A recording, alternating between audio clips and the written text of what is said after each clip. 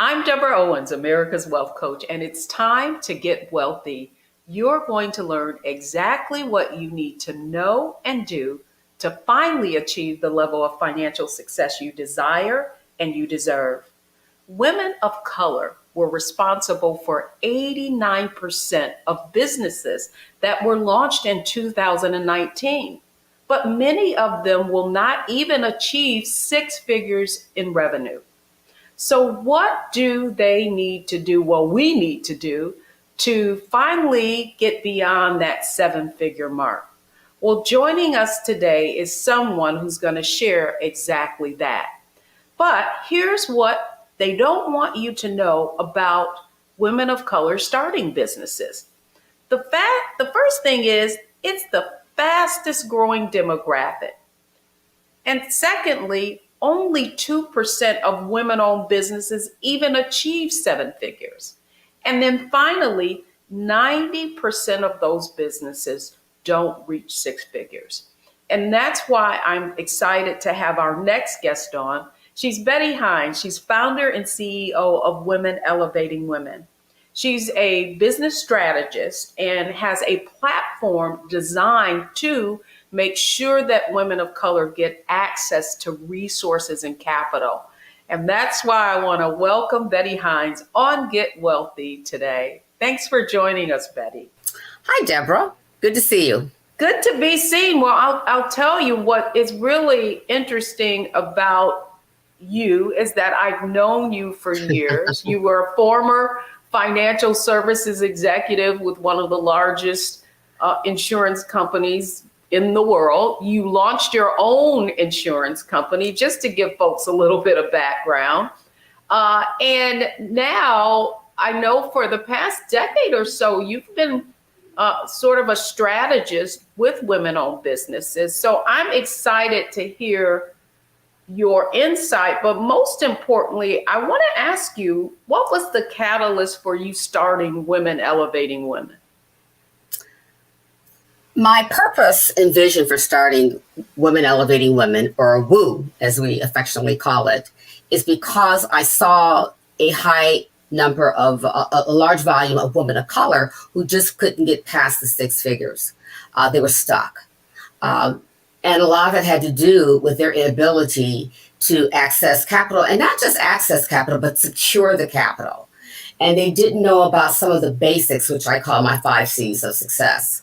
So for that reason, I wanted to reach out to them and also share with them my victories, and not just my victories, but my losses, because they can't always embrace your victories, but they can understand your losses and missteps. And I did not want them to make the same missteps that I do. So that was the catalyst. I wanted them to go further and elevate higher. It is true. Well, when you look at the statistics, Betty, that's one of the glaring aspects of entrepreneurship. And it's not just women of color who find it to be challenging. The truth is that 5 out of 10 businesses are going to fail within the past 5 years. Within the first 5 years. And so I think the question really becomes, how can you become successful in business? And I think that what I want to begin with is just the framework and the model that we use on Get Wealthy for success, and that's mindset, strategy, and execution. So I really want to start there with you, just around the mindset. What are the attitudes, beliefs, and behaviors that you believe women who are able to scale need to have? Thank you for asking that question, because what I did, my 5 pillars are based off successful women entrepreneurs and successful executives.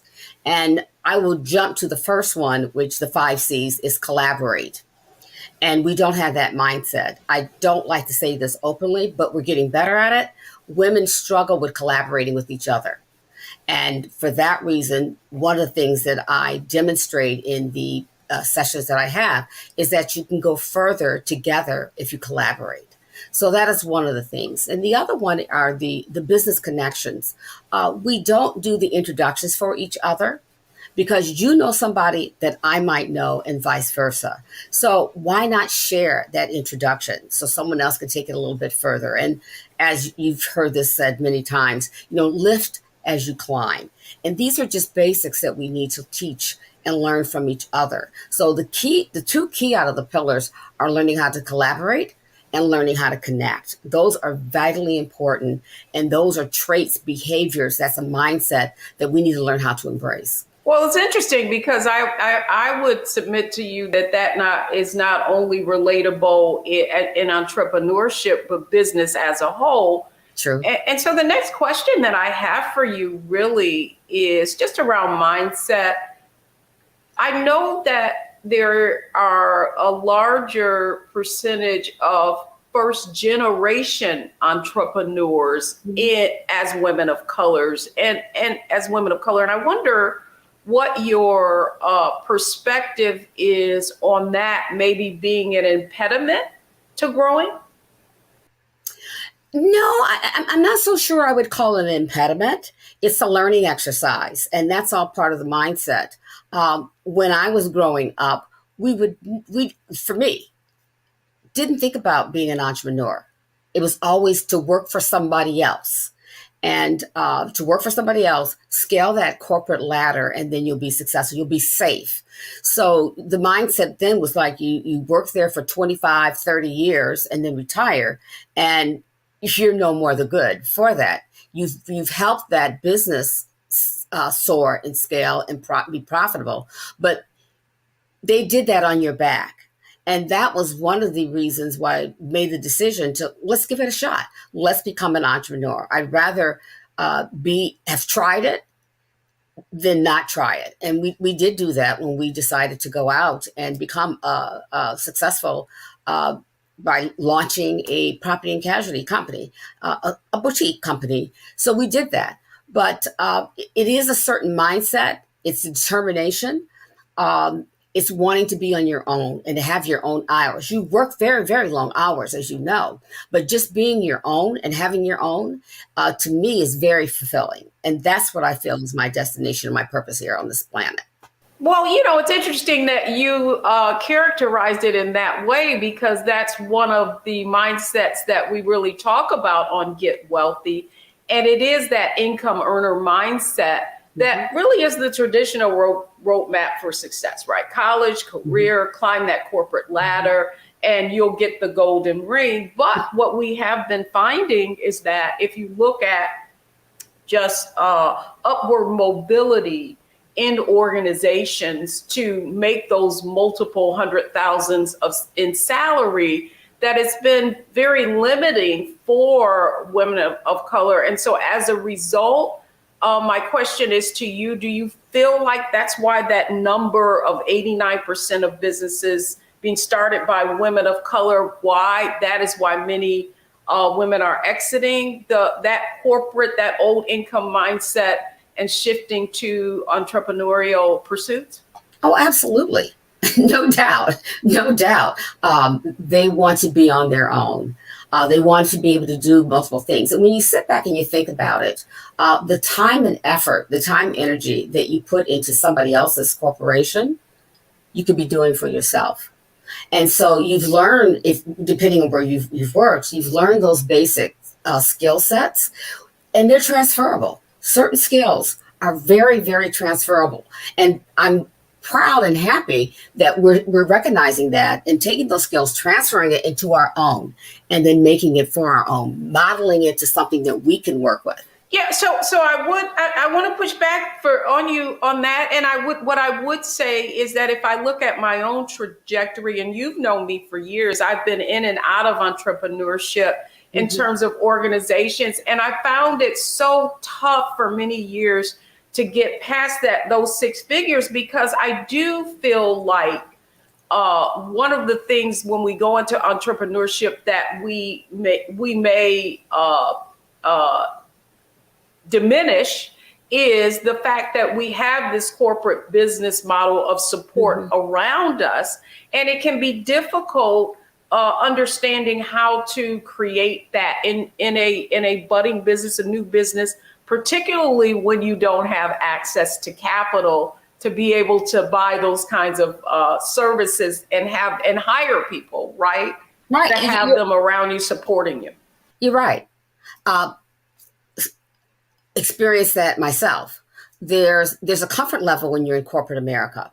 One of the, if you could, a do-over is that when we go into entrepreneurship, people of color, that not all, I won't label everybody, that we think about using our own money.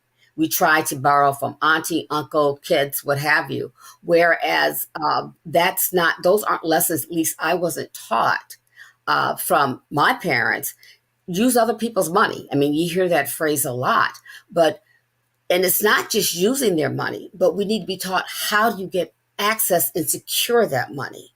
So until we learn those traits, we're unable to destroy the tradition of, okay, you use your own money, no debt, and not all debt is bad. So that is a change in our thinking, and it has to be that we encourage the other entrepreneurs of color to do likewise. That is why it's important that they have models. And there's a saying by the 100 Black Men, and I'll probably slaughter it, but they say, if you see it, you can believe it. I frequently bring other successful women of color into and tell your story.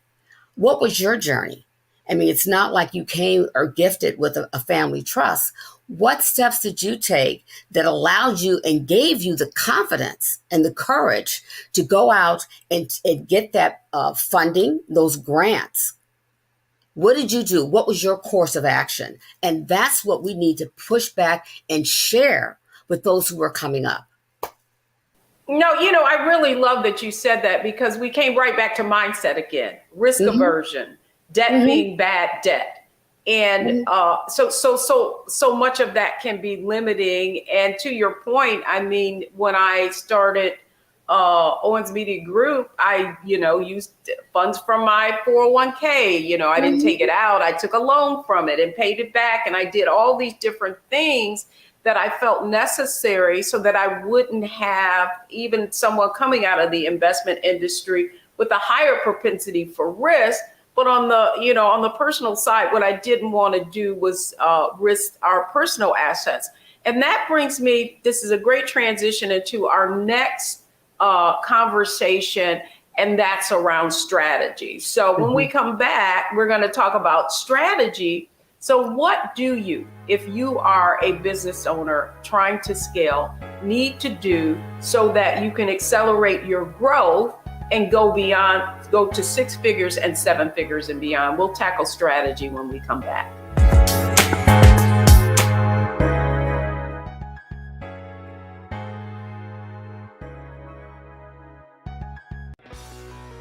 Let's be honest, as successful women, we're crushing it. Maxed out 401k and Roth IRA? Check. Aggressive savings and investments? Check.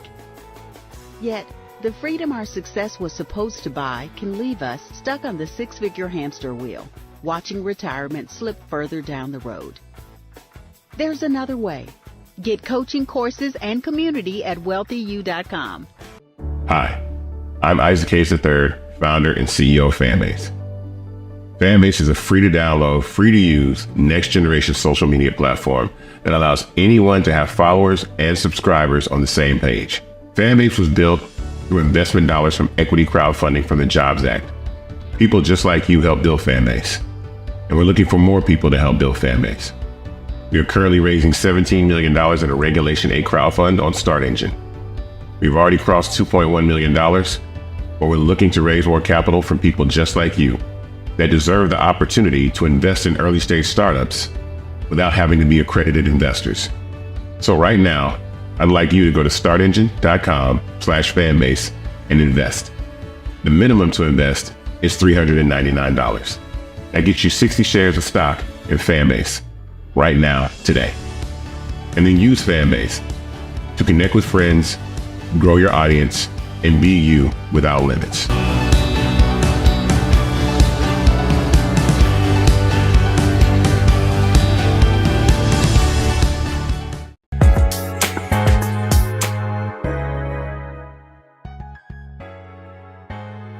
Welcome back, everyone. I'm Deborah Owens, and we're talking about one of my favorite topics, and it is entrepreneurship and the fact that women of color are starting businesses at a rapid rate.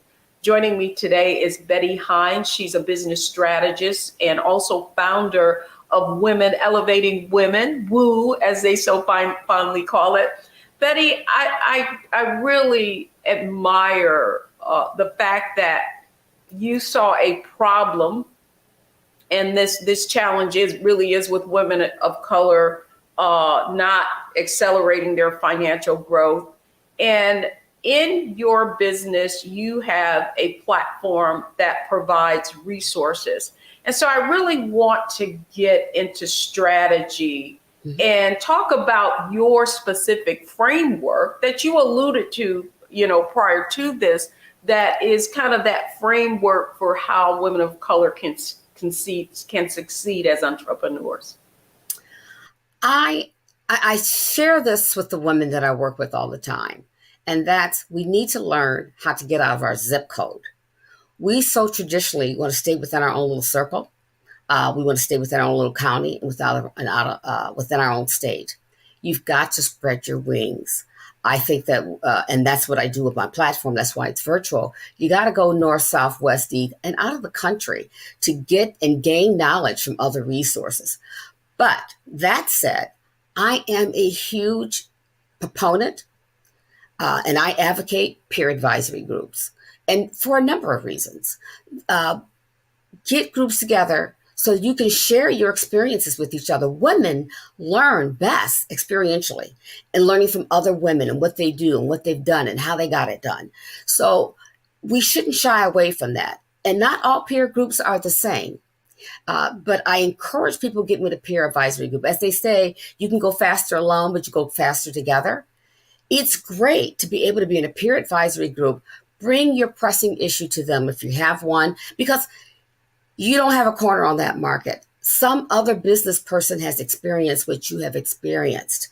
And so what they can do is share that knowledge to you. Like, look, and I don't care what industry you're in, because some will say, well, I'm in this field and I'm in that field. I don't care.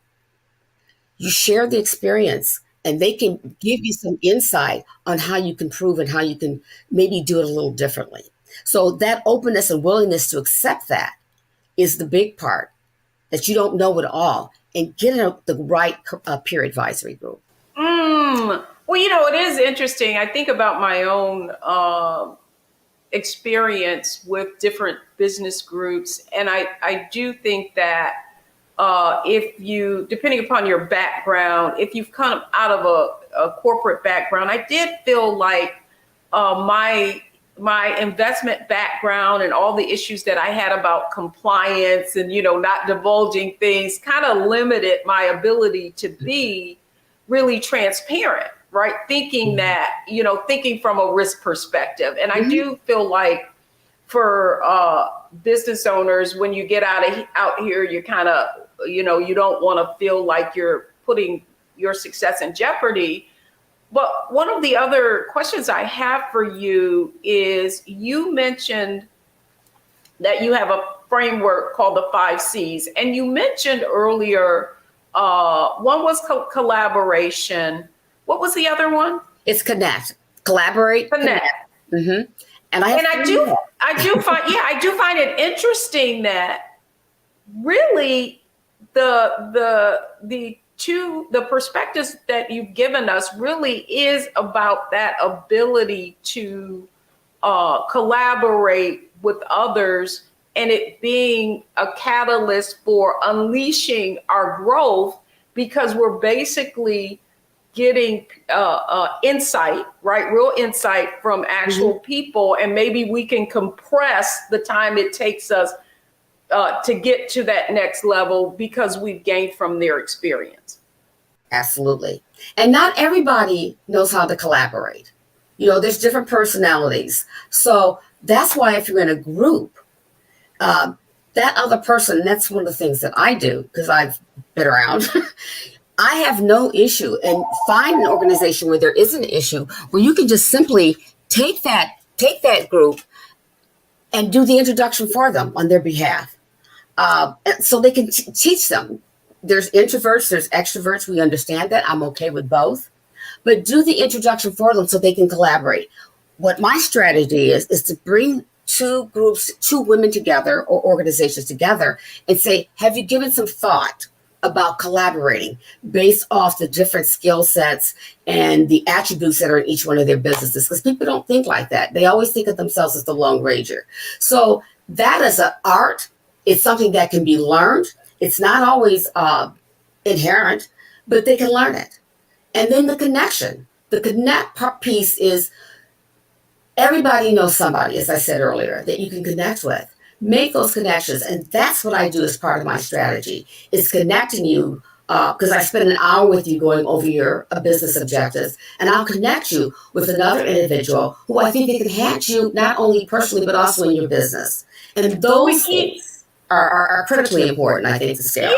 I love the way you're framing this, because I do feel like it's not you kind of how you are introduced in, right, can really accelerate that relationship, is because that person, and I believe this is the most valuable capital of all, is leveraging their social capital with you, right? Introducing you to that person that you already have a relationship with. And so as a result of that being very valuable capital, what is a strategy that someone can use to kind of fill the well before they draw from it? What kind of strategy would you say that can foster having people want to introduce you to people who can help you or make an impact? I'm glad you said that, because there's a senator, Cory Booker, that would always say, people who want to drink from the well they didn't help dig. That's true in business too. So you on both sides have to be sensitive to the fact that this person took years or however long to build that relationship. So I take that risk. I take that risk with individuals and make that introduction. And you're absolutely correct in doing those introductions, because if I'm going to introduce you to someone and they know me, in their mind, you've already been vetted. I'm not saying they're going to do their own vetting process, but that's like a thumbs up. Hey, if she said that, you need to meet with this person. So that's like a thumbs up. So in terms of those introductions, it is hard. And what we need to learn as women, if someone does the introduction for you, show gratitude. And not just gratitude because they didn't have to do it. Then don't just take that relationship and run. Take the time to see, what can I do? And I don't want to always say reciprocity, but what can I do to support their efforts so they can continue to do it and go forward? Because it can be draining when you're constantly giving, and people are sucking all the information from you. You need to be fueled as well. So that is something else that I share with the women that I work with. There's a balancing act there. You can't just always take. You have to give as well. And that was the point that I wanted to make, because I do feel like I know people who are very generous, and I know you are one of them, Betty, someone who is willing to share their network with others. Mm-hmm. And I do feel like what can happen with many women is they feel like they're giving, and they're not getting anything in return. And that in itself can be an impediment, right, to wanting to do what you should do, but feel like, you're being taken advantage of. Mm-hmm. One of the other strategies that I want to make sure we touch on in this segment, that is that what you mentioned in the beginning, and that is access to capital. What advice would you give women entrepreneurs about finding asset to capital that is, how do I want to put this from my investment side, that is not onerous, right? And that is good terms. Right. Well, to me, it's a coin phrase right now. Access to capital, access to capital. One of the conversations that I have in my group is, do you know what you're trying to access? I mean, you need to know, what are you trying to access? Because it's like a new term that we are using. Do you want the VC money? Do you want the angel investor? So I make sure when we sit down, access is very key, but you need to know what you want to access. You need to understand the terms, because access is one thing, but you got to pay it back. The investors want a return. So it could be you just want to go to small business, get a small business loan, to go to your bank. So there needs to be the understanding. But having talked about the access, because we've talked about access, everybody, I shouldn't say everybody, but there's a lot of corporations, banks, who have you, in corporations jumping on access to capital, access to capital. It's out there, but securing it, to me, has been the stopgate for a lot of people. And I'm working through that right now. I know it's out there, but how do I get it? I mean, got everything in line, paper in order. When you going to give it to me? How do you secure that? That's exactly right. And I feel like that's why that's the frustration that people feel. And so this is a great time. We're going to transition to our execution. And that is the point that you were making. It's one thing to want access to capital, but what are the steps that I need to go about to make sure that I'm able to secure it? So when we come back, we talked about mindset, we talked about strategy, and the third part of our success framework is execution. And that's what we're going to talk about next. So don't go anywhere. We'll be right back.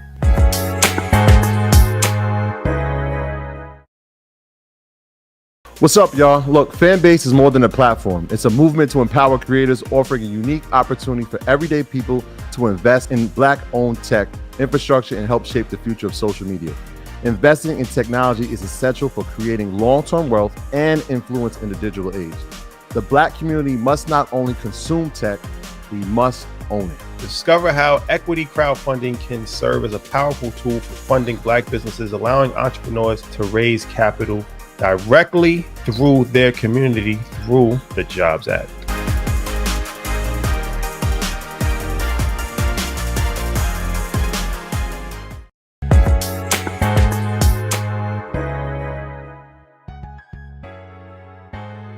I'm Deborah Owens, America's Wealth Coach. You've been watching Get Wealthy, and hopefully you're learning something about getting wealthy through entrepreneurship. My guest today is Betty Hines. She is the founder of Women Elevating Women, and it's a virtual resource platform that helps women of color get access to resources of all kinds. So Betty, welcome back, because I think it's so important. So often what I see with women is they have an idea, they write a business plan, they do all of the legwork, but then they don't execute, right? And I really want to talk about now, you have this 5C the framework of 5 C's, which is your success framework in Women Elevating Women. What aspect of that helps women to stop thinking about it and actually get things done? It might sound very simple, but the other 2 C's are, I have the communicate pillar. I have the communicate and the courage pillar. And if I can just explain what that means, the communicate pillar, in terms of getting the access, is branding. And that's what it falls under, branding. How are you communicating? And what I tell a lot of women, and these are just little basic things, and I am not judging, I'm just telling you what I know, is that when you're trying to secure the capital, when they first see you, it's like walking into the door of the bank. They see this. They see how you dress, they see your skin. They also see that when they go on your website and you're trying to brand. So that is very important. And I'm going to say this and don't mean to offend anybody, but take that selfie photo off your website. because you're talking about your brand. And the other thing that I tell them too, and it doesn't take a whole lot. And the same is with your email. These are little simple things. I have a Gmail account. I have a Verizon account. But when you want to have your business account, spend a couple nickels, get you that, call it DeborahOwens.com or something, but have a business account. Look the part that you are a business. So that is, because that's what they see first. Before you even get in the door, they're going to do their homework. They're going to go on your LinkedIn. They're going to do some due diligence on who you are. So branding, I think we don't, the personal branding to me is very important in terms of getting your business and securing that capital. And the other piece is I talk about is courage. And I talk about courage to take care of your health and courage to take care of your wealth. Now I'm dipping into your side of the field, but without your health, you don't have your wealth. So I do bring people in. I've got doctors to talk about your health, particularly for women, because we think we're super women, and I know you take off that cape, but it was more prominent during COVID. We found ourselves, a lot of the women that I have, would have kids, they're fixing breakfast and lunch and they're doing this and they're doing that. And it was affecting not just the physical, but the mental health. So also the finance, stop trying to do it all. See someone like a Deborah Owens and the few money that you do have, learn how to invest those funds. You are not going to know everything. So get the right people on your team. And that is a critical piece, not just for your business, but for your legacy and for your family. So make sure, and I bring in people who are CFPs, I bring in financial people to talk to the group about how to protect your finances. Well, it is interesting. I think for entrepreneurship, very early on, even coming from this background, so much of my desire to want to be successful caused me to, because I didn't have that system in place that I had in corporate in terms of a 401k and all of the other benefits, the health savings accounts, the life insurance, all of those other benefits that I had through my employer. I really didn't know how to make that transition. And I think it goes back to mindset. Oftentimes, if we look at those statistics, what we see that the reason our businesses aren't moving beyond that six-figure level is simply because we've created a job. And so we still have this employee mindset, even though we are a business. And so I guess my question to you, Betty, really is what, because I love the fact that one of those C's are courage. And I feel like sometimes we won't ask for help for fear, or have the courage to ask for help for fear of being judged on or how we would be perceived. Mm-hmm. You're right. And I'm in that box. I had to do a personal SWOT analysis. And when I did, because there's the business SWOT, and I did the personal one, it was so revealing that I did not want to ask. Now, I can ask for everybody else, but I didn't know how to ask for myself. So it's very revealing, and that is typical. I don't want to. I said it. It's typical woman of color. We don't want to ask for help. We can do it. We can do this and do that and do that and do all these things. Do all the jobs. But we got to step back. If you're going to run a business, you got to step back. And it's to bring on the right people. You don't have to hire them, do a 1099. Bring on the right people to help you where their expertise is their expertise. If you're going to run it like a business. And the financial piece to me is huge. I have a CFP that's working with me because you're right. In the corporate world, you had all those, the 401ks and all those other bennies. You had stock options, all that. But now with being a business owner, what I do is that I have under our courage pillar, I have those financial people, and there's different areas of finance. So I bring them all in. They meet with the Woo crew and they talk to them and tell them what the benefits that they have to offer, and then they can meet with them one-on-one, because that's something else that we don't do and that I do in our peer advisory group. We have these incredible women, so I give you a platform to talk about what you do. There's nothing wrong with talking about your business. I have no problems with you soliciting business if it's going to help someone else. That's why you're in Women Elevating Women. In order to elevate them, they need to know what you do and what you do well. So these pillars also provide a platform for the other women to talk about. And it's like a rehearsal, to do a rehearsal. And this is what I do, and this is what I do well. And it's also a lesson. Yeah, there's no, I mean, that's the whole point of being in business. And not only that, I come out of sales and I love to sell. But the reason I love to sell is because I believe I'm serving, right? Mm-hmm. Like if I really have if I believe in what I do and I know that it's going to impact someone in a significant way, then I don't have to feel shy about telling them that. Mm-hmm. But now I want to ask you about, and I feel like when we look at the other side of those statistics, the fact that 5 out of 10 businesses fail within their after their second 5 years, if you will. I mean, 9 out of 10 businesses, I think, after the 5th year. The question I have for you, as someone who has been exposed to so many businesses, how do you recover from a setback? What advice would you give our viewers? Well, for one thing, I would suggest take the learnings from it. You need to do a business analysis as to what could I have done differently? What steps could I have taken differently? And don't do it by yourself. Do it first, but then get some trusted advisors to give your opinion. I would like to think that you have an advisory council, because if you have people, you don't have to be a $10 million or $20 million business. Get you an advisory council and run those. Make sure you're bouncing those ideas off your advisory council. Because Betty, you just mentioned that. I want you to explain to our viewers what an advisory council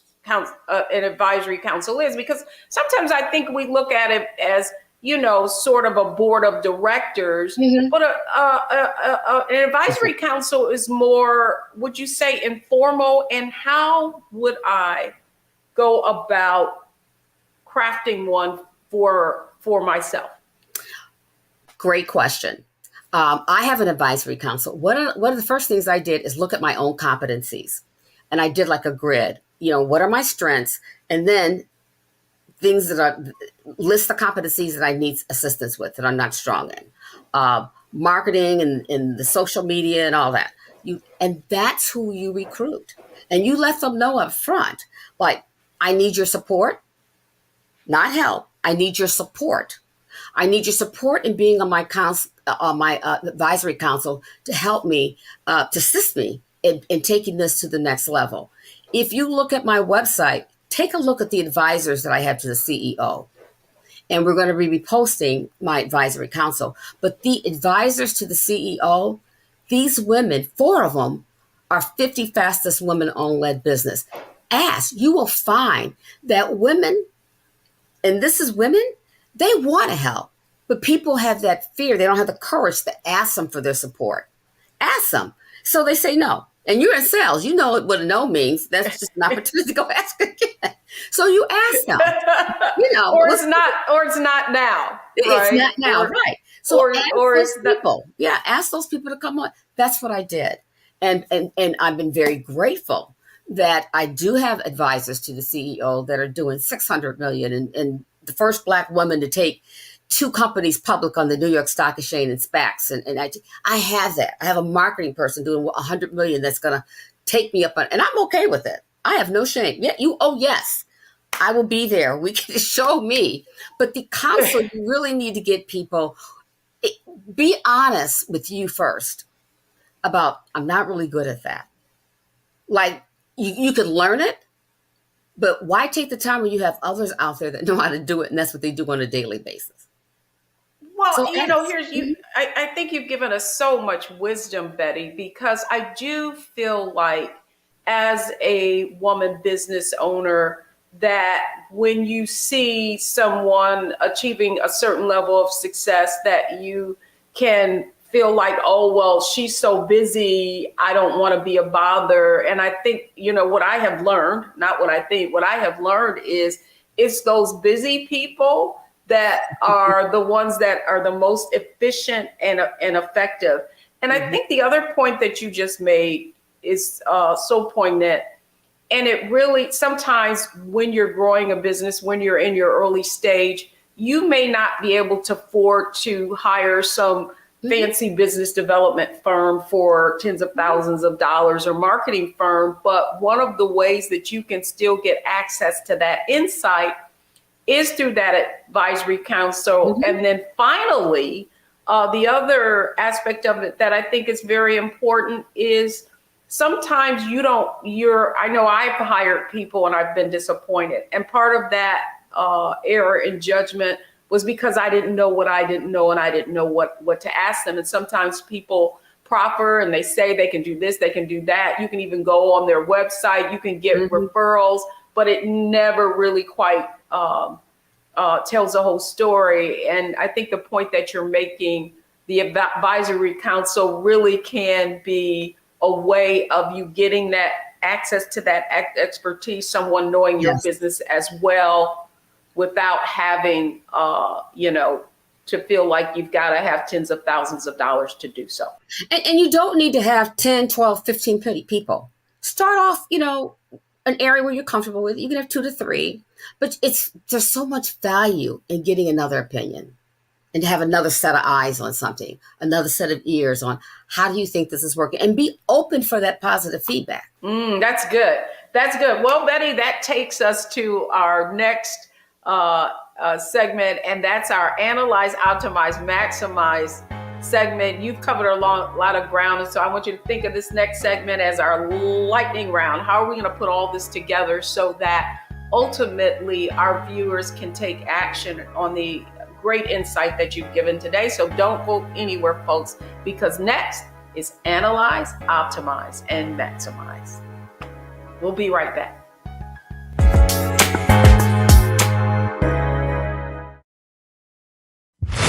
Hi, I'm Isaac Hayes III, founder and CEO of Fanbase. Fanbase is a free to download, free to use, next generation social media platform that allows anyone to have followers and subscribers on the same page.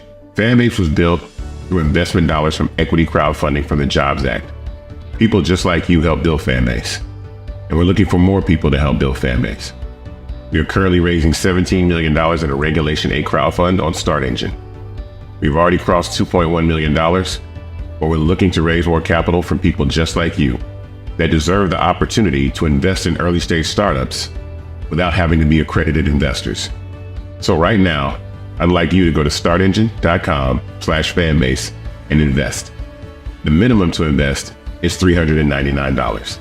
That gets you 60 shares of stock in Fanbase right now, today. And then use Fanbase to connect with friends, grow your audience, and be you without limits.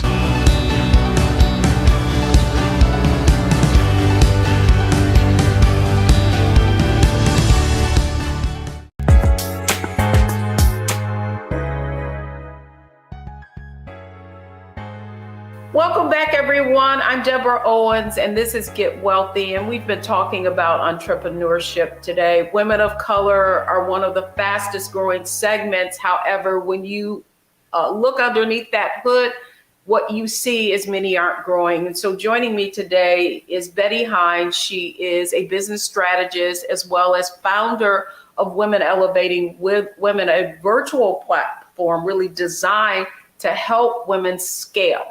And Betty, welcome back, because now it's our Analyze, Optimize, and Maximize segment. And what I'd like for you to kind of share, I love the framework, so that if you can perhaps in this round, give our viewers an overview of what the 5 C's are all about. Sure, love to. The 5 C's are collaborate, connect, communicate, and we talked about courage Encourage is both the health and the wealth. And the last one is cultivate. Cultivate is we gift, just so you know, a membership to a nonprofit to each one of our crews. Giving back, cultivate women. And that's each one of them is a woman business owner, a nonprofit. So that's my 5 C's. And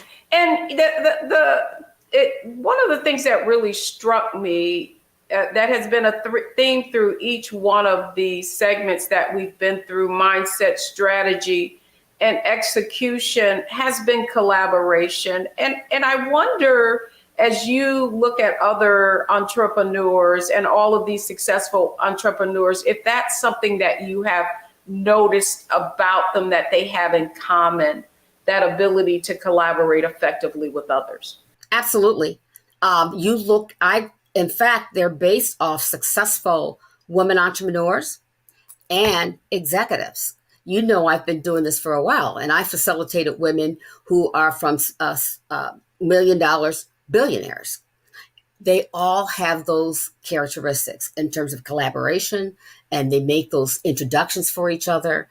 They have the courage. They're going to take care of their health, and they take care of their finance, and they are always reaching back in terms of cultivating. So yes, these characteristics you will find in successful women. Just read about them, entrepreneurs and executives. And lastly, Betty, I'd love for you to leave our viewers. You have spent almost 2 decades advising and being very intimate with successful women entrepreneurs. If you could reflect on the one thing that you feel every entrepreneur needs to acquire, whether it be mindset, whether it be strategy, what's the one thing that you think is critical and that can make the most significant impact? I feel it's your personal brand. And with your personal brand, people might try to copy what you do, like how many CFPs are out there, how many doctors or OBGYNs are out there, but they cannot execute the way you do. So I think it's important that you have your brand, you know what your brand is. And if people want to model your brand, consider them a super fan. That's a compliment. So once you have your brand, people know who you are and what you represent. The other things you attract the positivity. You have banks and corporations that want to partner with you. So I think first and foremost, establish your personal brand. That's good. And I think the point that you're making, Betty, and that the other side of that coin is sometimes as a woman entrepreneur, you might not be as forthcoming or as gracious or willing to collaborate for fear somebody might take your idea or that you'll be giving something away. When in fact, the point that you made, it's one of our 7 wealthy habits, is everybody has a unique competitive advantage that can differentiate them. And one of the points that you're making, that could be brand, and that's something that you've seen across the board on with successful women of color. Absolutely. Excellent. Well, Betty Hines, thank you so much for coming on and really sharing your wisdom on what women of color entrepreneurs need to do in order to accelerate their financial growth to 7 figures and on. Please tell our viewers how they can learn more about what you do. Sure. We just had our kickoff on January 11th, recruiting more Woo Crew members. Go to woocrew.com. That's WEWCREW.com. And you will enjoy hearing from successful women and testimonies. And then there's information on how you can become involved. Join us. That's awesome. Okay, well, folks, thanks for joining us on Get Wealthy. But before we go, here are the 3 takeaways from today's show. I'll share that with you when we come back.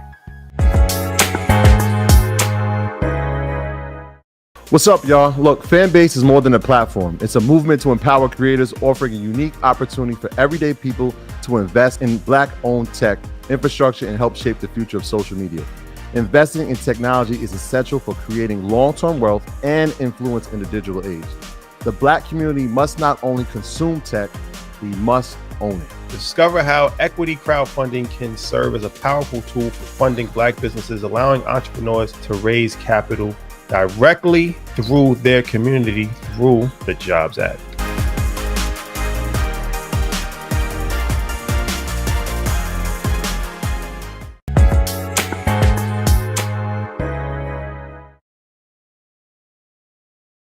Welcome back, everyone. I'm Deborah Owens, America's Wealth Coach, and you've been watching Get Wealthy. And today we were talking about women of color and entrepreneurship. Here are the 3 takeaways from today's show.